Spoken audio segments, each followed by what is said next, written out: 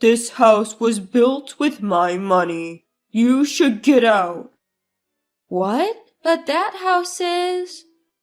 Look, you're just part-time.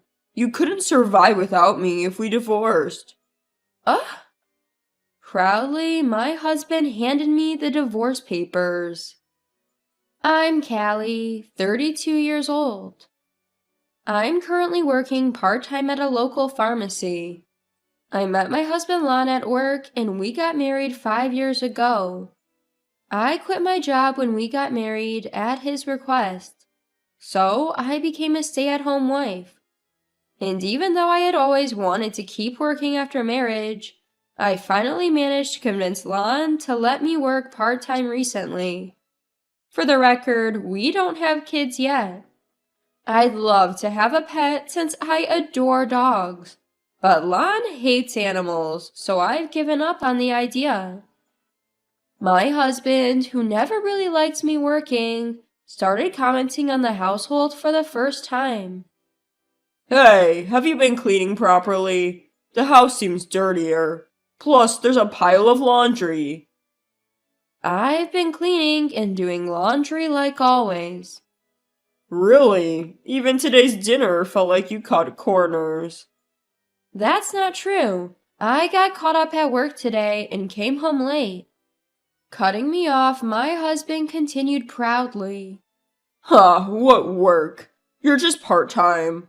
I'm the one who's actually working. Take care of the house properly. Even part-time work is still proper work. I'm the one earning the money that lets us live, so don't talk back. See, I'm right. You have nothing to say. My husband has always had a high sense of pride. He probably dislikes the fact that I'm working part-time. He started looking down on me because of it. And he keeps bragging about how we can only live this way because of his income. Even if he's the man I chose to marry, being belittled for working part-time every time is really frustrating.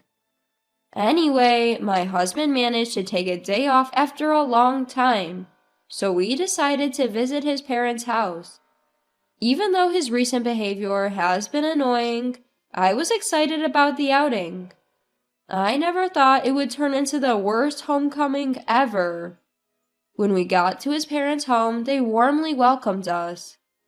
That night, after finishing dinner cleanup with my father-in-law, I went to the living room and found father-in-law fresh from the shower. My husband had apparently gone to shower. The atmosphere between father-in-law, who had been cheerful until now, felt heavier than before.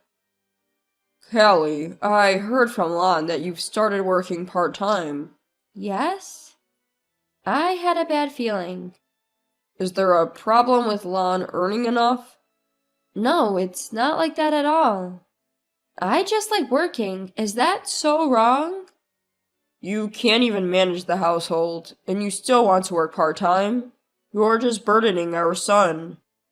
Exactly. If you have time for part-time work, focus more on home responsibilities. Look, your part-time job won't miss you if you leave, but your duties at home? Lon works hard, and you don't feel ashamed doing this? Mother-in-law has been a stay-at-home mom since we got married, so my parents-in-law and even Lon thinks that's how it should be. They probably don't approve of me working after marriage. Yes, sorry. I can't believe Lon spoke about me like that to his parents. I enjoy my job, and the people at work are all great. I wish they wouldn't treat my part-time work as disposable. I've been doing my part at home, same as always. In fact, I'm even more careful now that I'm working part-time to make sure I'm not causing any trouble. I also know Lon works hard. That's why I've been doing my best too. A few days later, I was feeling down, and I missed my parents. I gave them a call. I wish they lived closer so I could see them whenever I wanted. Hello? Callie, what's up? My father's familiar, gentle voice almost made me cry. But something felt off because Mom usually answers the phone. Dad, it's been a while. No special reason for calling, I just wanted to hear your voice. Are both of you doing well? I'm doing fine, but your mom's knee has worsened a bit. She's otherwise in good health, but needs to rest for a while. Is Mom okay? My mom had injured her knee years ago. But she was fully healed, wasn't she? It's not serious. She stumbled on the stairs recently and hurt her old injury a bit. The doctor said she'd be fine with some rest. All right, tell Mom to take it easy until she feels better. And Dad, don't overexert yourself. I'll visit when I can. Got it, thanks. You must be busy, Callie, but don't push yourself too hard. I was glad to hear my dad's voice, but now I'm worried about my mom. Well, she's not ill, just needs to rest. As my dad said, they're both getting older now. I thought of my mom bustling around the house when I lived there, and I felt a twinge of sadness.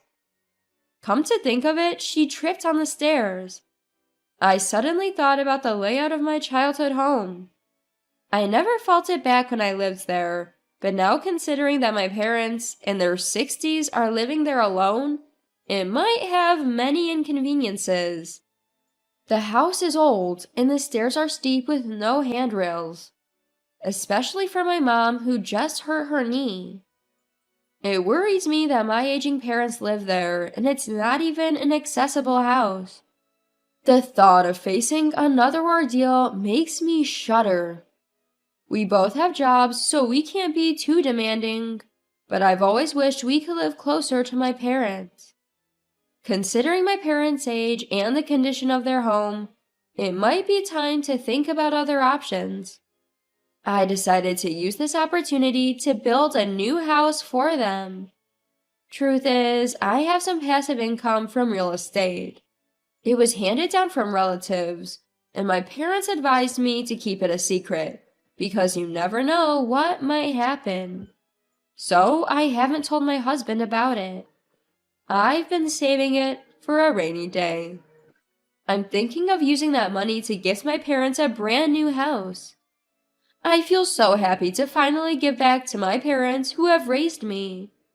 Though it's my own money, making such a big purchase isn't something I can decide alone. I immediately consulted my husband, Lon. Parents are getting old. This could be a good opportunity. He agreed more easily than I had expected. I was a bit surprised as I thought he'd say no. Really? That's great. Thank you. Well, not sure if you, working part-time, can actually pull this off. See, you're silent again. Can you really do it? I can. Huh, do your best then. I was happy he agreed so quickly. But the way he belittled me for working part-time honestly made me angry. I thought my part-time job had nothing to do with it, but arguing would be a hassle, so I ended the conversation. The next day, I began making arrangements for my parents' new home. From then on, everything went smoothly with the contractors. My husband didn't seem too thrilled about it, but he didn't say anything, so I didn't dwell on it. Then one day, I noticed a significant amount of money missing from our shared account. It had been a while since I checked the bank account, so I updated the passbook. I had no recollection of withdrawing $5,000 this month. It must have been my husband. But for what? I'll ask him as soon as he gets home tonight. When he got home, I asked him about the missing money. Then I couldn't believe what I heard. Hey, I updated the passbook today, and $5,000 is missing from our living expenses account. Do you know anything about this? Yeah, Dad. I gave it to my parents. What? Why? They seem to be struggling financially. We had some savings, so I thought it would be fine. I didn't notice anything like that when we visited your parents' house last time. Maybe they acted normal so they wouldn't worry about us. Got a problem with that? No, it's not like that. This is about household expenses. You could have at least consulted me. My words must have touched a nerve. My husband sharply retorts, "It's my hard-earned money. I'll use it how I want. I don't need to consult you every time. You only work part-time and can't even handle things at home. You're getting a bit too high and mighty." Annoyed with my silence, my husband slams the door and leaves the room.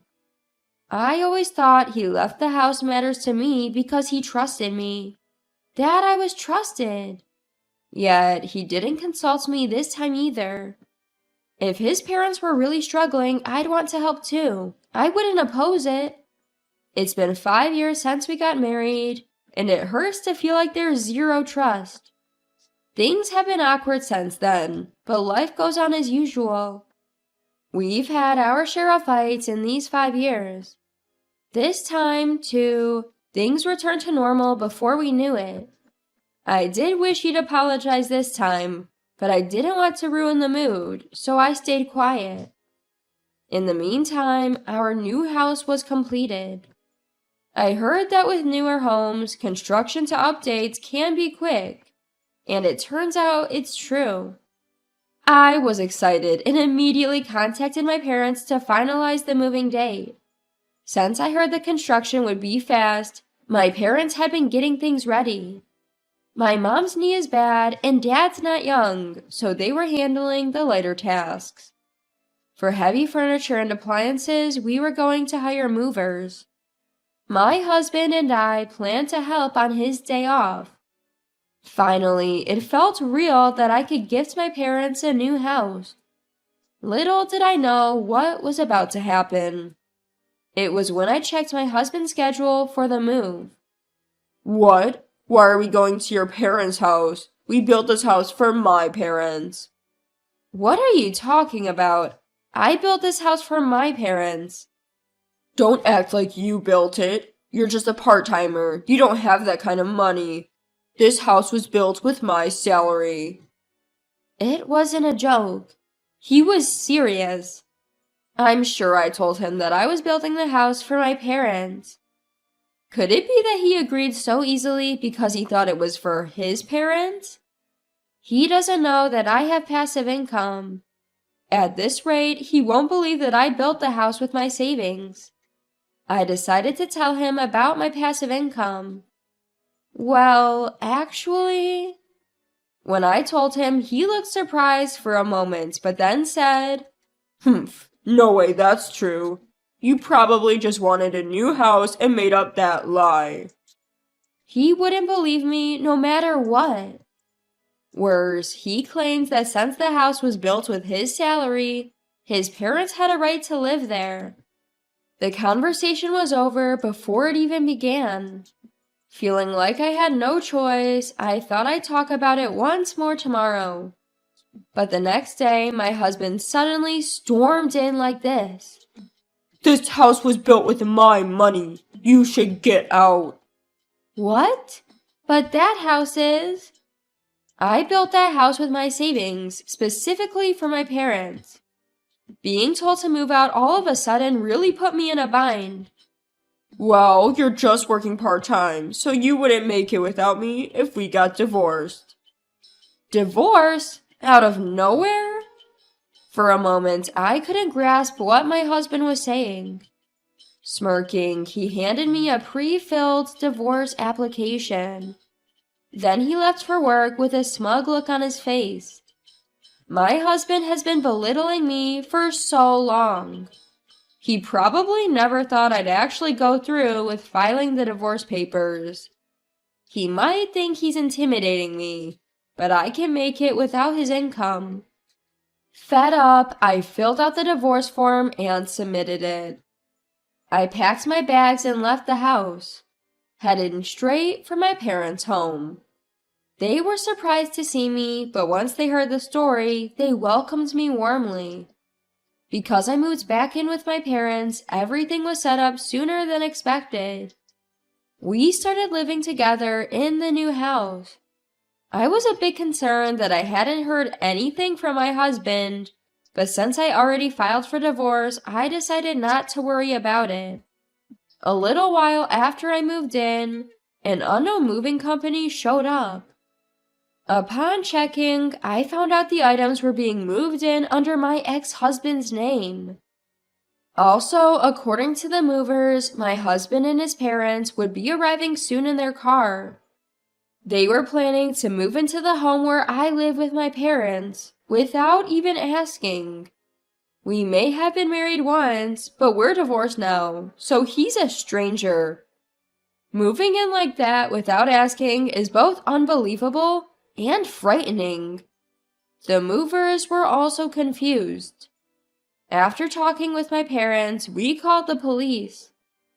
The police confirmed that since the house was in my name and we were already divorced, him entering the house could be considered unlawful entry. When my husband and his parents arrived, they were visibly shaken to see the police.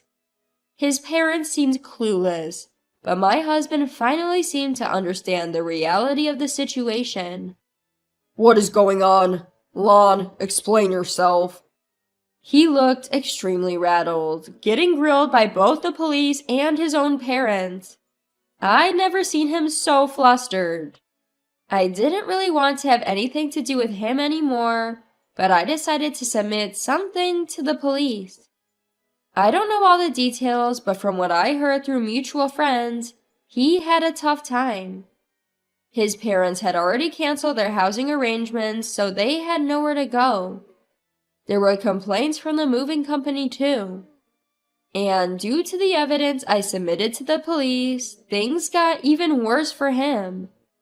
It was proof of his emotional abuse. I had audio recordings from times he really got under my skin. After all that drama, I managed to secure a settlement in the divorce. My ex-husband? He's drained his already meager savings and is now living off his parents' support. Word got out at his workplace, making things super awkward for him. I used that settlement money to treat my parents to a vacation. They were thrilled, and so was I. I also invested the rest of the settlement and my savings to start my own business.